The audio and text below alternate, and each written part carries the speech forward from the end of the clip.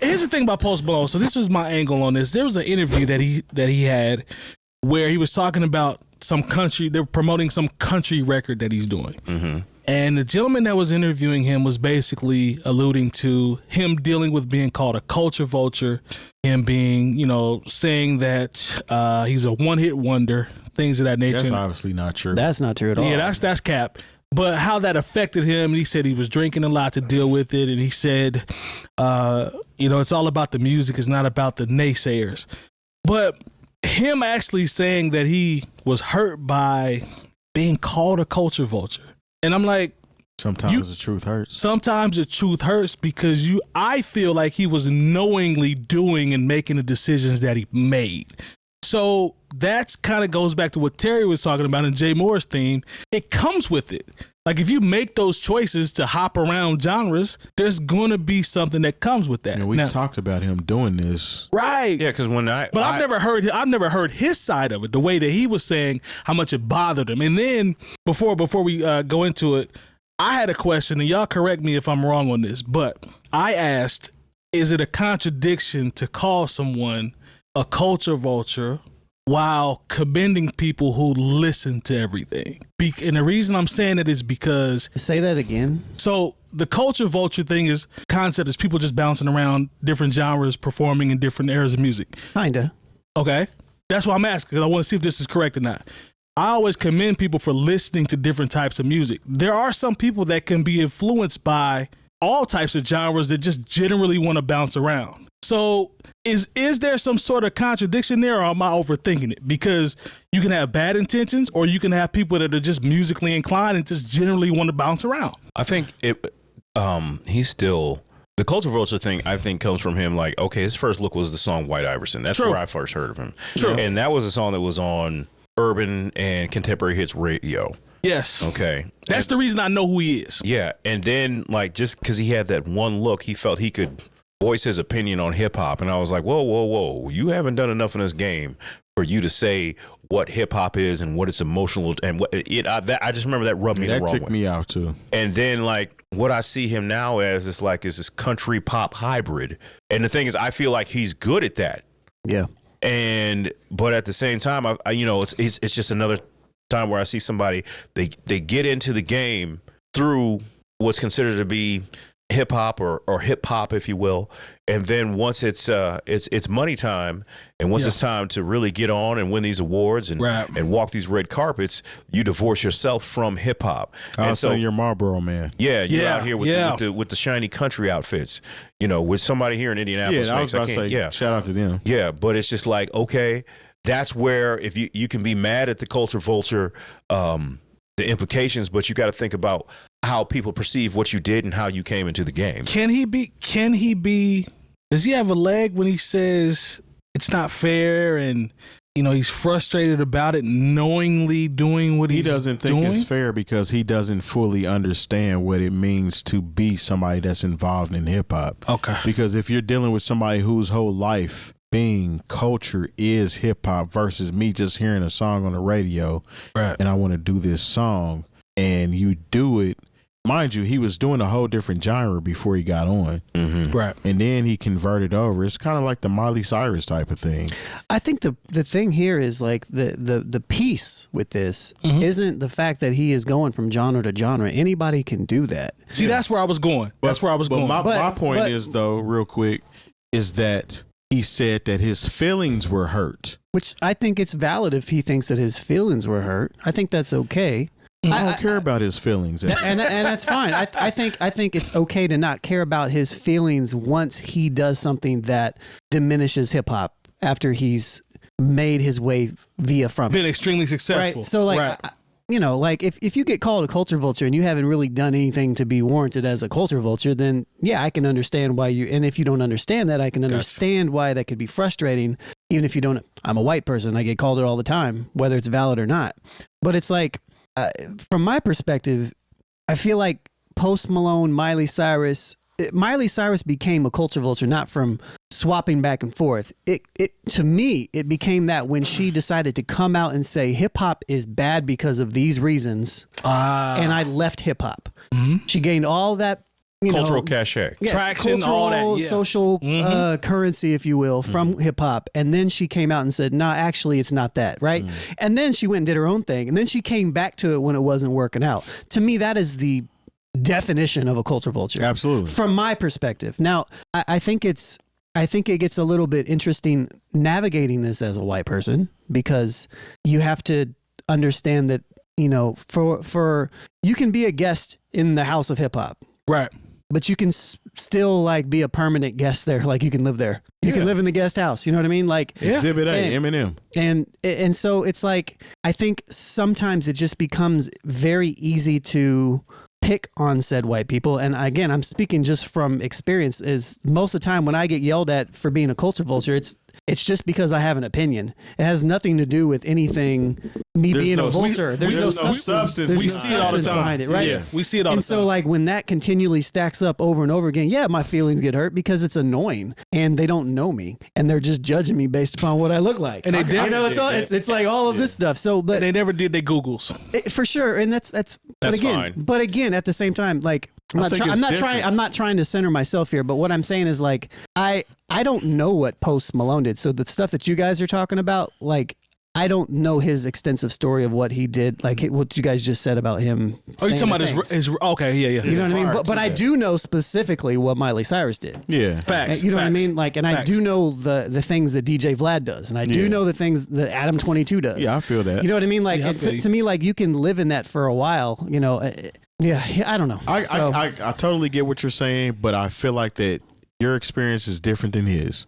Probably. Being that this is literally what you live. Right. Essentially. He literally had. Can I see that? Go ahead, keep going. Because this goes into. Go ahead, man. No, this goes into what you're talking about. Go ahead. Go ahead. He literally had a song called White Iverson that put him on the map. As soon as that put him on the map, he switched. Now, he did do some more hip hop stuff here and there, but at the end of the day, and I don't dislike Post Malone. He actually got some good songs. I don't dislike him. Is this throwing you off? It is. Sorry, go ahead, bro. I think, yeah. But anyway, so I guess the way he moves is different than the way that you move, and it's not as true to him. It's not a thread of his being this hip hop.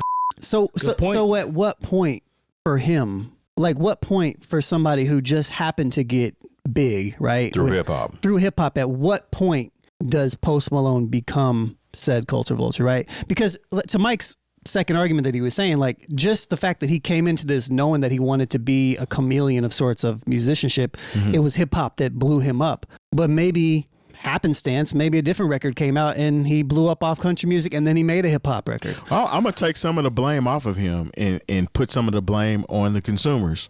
And the reason why I'm doing that is because sometimes people are so welcoming about somebody or something that they allow it to happen. That's so they just allow it to happen, and then he moves on because he really wasn't about that. But you've already welcomed him in like, oh, he got this White Iverson song. This dude might be cool.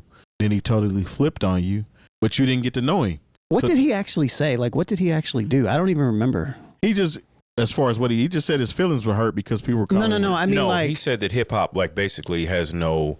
This was a while back. There's no emotion. He said there was no emotion involved in hip hop. Emotionally, so that makes he sense. said some things. Like I said, it was just like you haven't been here long enough. You haven't done enough to say anything like that. So if you feel like that, you should be quiet. I 100% agree with that. Yeah, if you feel like that about hip hop, that means you're not as versed in hip hop as you think you are. Right. So you haven't listened to enough hip hop to think that it doesn't emotionally engulf you in any way, shape, or form. Yeah. So when you say something like that out loud, and then you fast forward and say you had to deal with being called a culture vulture with drinking and alcohol and all that type of stuff, it's like, do you remember what you said back?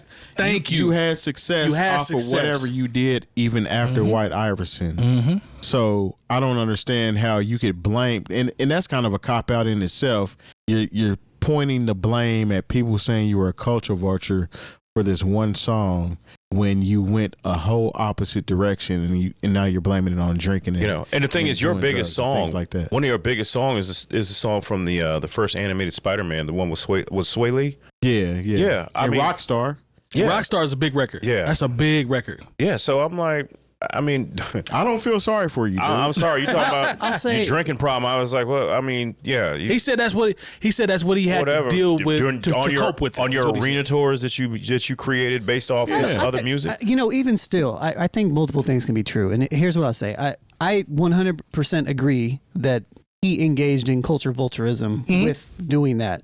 And I can probably also agree that I'm sure he's probably being honest that it probably affected him in a way that potentially did this, because he probably didn't Intention. There wasn't his there intention. wasn't intention. But at the same time, as a white person, when you occupy space like that, you know, and you do stuff like that, there is guilt that's going to be built in that you just have to live with and you have to accept. And I'm sorry that he had to go through those emotions, but he needs to go through those emotions and learn what he did wrong, and then address that in that manner. And it's I'm one not of those mad things. at It's that. like, I'm sorry, but like This comes with it. it comes with it. Like comes with I it. can have some empathy towards that, especially being a white person who has family members that struggle with these concepts and pretty heavily. So it's like I can be empathetic towards it, but at the same time, it doesn't take away the accountability of the thing that he did. So it's kind of like present day. I mean, although this whole Post Malone thing didn't happen too long ago, but like Beyonce dropping a country album, she's getting a lot of backlash from a lot of different people in different facets that claim that she's not country. Facts. Beyonce grew up in Houston, Texas, which I can probably guarantee you that country music is the main staple in certain parts of Texas, and Houston being included. He's growing up around And it. you can literally hear it in some of their language, even without music, how they speak is country. So you can't tell me that I'm not country or call me a culture vulture for using something that is literally a part of me. I think the problem with Post Malone is he didn't present it as it was a part of him because he didn't know enough about it. He understands music, he understands feelings and how to make a hit song, but he doesn't realize what hip hop means to certain people and why he would be considered culture vulture. If anything, it should have been a learning moment for him to be like, okay, I understand that, but I'm a musician and I like and enjoy hip hop. Yeah. And that's why I did it. The end. The end. But It shouldn't be, I need to explain to you, well, my feelings are hurt because y'all feel this way. No, that's not what it is. And you should not, and like I said, it was a big mistake for him to go ahead and think, okay, I get to speak on the culture of hip hop because I have this one song. True. Yeah. That was a big mistake. Huge mistake. Yeah, so I think, and to your point about Beyonce is, to Mike's original question, she's just a musician that is making music at this point. She's not profiting off of country music. If anything, country music is getting more eyes on it because of her. Through her. Yes. They had country music at the BET Awards this year. And she's not down talking country music. Nope. Like she's not like, I was just doing that for. If she says something like that, then I could be like, okay, If you're maybe. If you're smart, you take this lob that she's giving y'all and you run with it. If you're smart. Yeah, I don't know if I want to go that far though. I think it's a lob. If Beyonce gets involved in country music, country music's gonna be fine without Beyonce. Yeah, 𝐀𝐿 was kind of doing it before Beyonce, but Beyonce is Beyonce. true. And the thing is, the biggest country music song this year is by somebody black with the whole Shabuzi. Yeah, that is the number one song in the country right now. Okay. Yeah, so I mean, shout out to Beyonce. And the thing is, honestly, Texas Hold'em and the song she has with Miley Cyrus, I like those two Beyonce songs as much as I like any Beyonce song in her category. Yeah. I think those songs are fantastic, and so but that's me as somebody who was honestly not a huge Beyonce fan, but those two songs incredible to me. They was hating on her out the gate too. They hadn't even been couldn't wait. Yeah, a couple but weeks they and it was couldn't already wait, on. and them songs was number one, and the album went to number one, and when that tour come to town, it's gonna be a problem. Yes. Facts. Yeah, They're having country themed hip hop parties I saw based it. on that all summer. I saw it. Saw it live. Yeah, Yep. Denim and Diamonds. just to kind of close it out, I'll just say if you're a white person that is within the culture of hip hop speaking to you, you have to have a little bit more empathy and you have to be able to sit back and just know when to listen. And to Know when to hold them, know when to vote. There you go. you're probably wrong.